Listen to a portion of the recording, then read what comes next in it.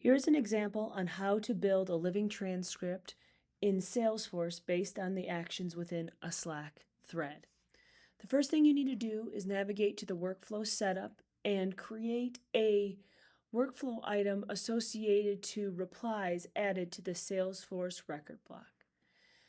So that will capture everything within that thread. In this example, I'm firing a platform event, and I've named that platform event API case thread reply 1. Now, in your Salesforce platform event flow, you will want to either add to an existing flow or create a new one. This is a platform event triggered flow. At the top, you can see here I create several variables associated to this triggering event. In this example, you probably only need the channel ID, the thread ID, the record ID, and the message text associated to the platform event here. I then add a decision, and in this case, I'm going to have my case thread reply outcome. And you can see here that the API name matches the API name associated to the triggering event I've set up in Centro app in Slack.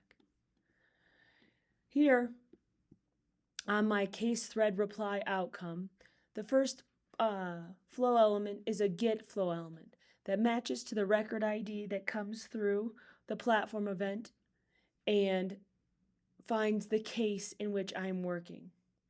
Next, I'm going to update that case. And so here you can see I'm updating a handful of fields, but in this example, all I really care about is the thread transcript field. And you can see here I'm updating it with my text template called living transcript.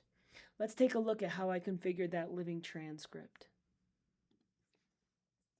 So what I have done here is I've added the previous field from that get case transcript and pulled in that field here.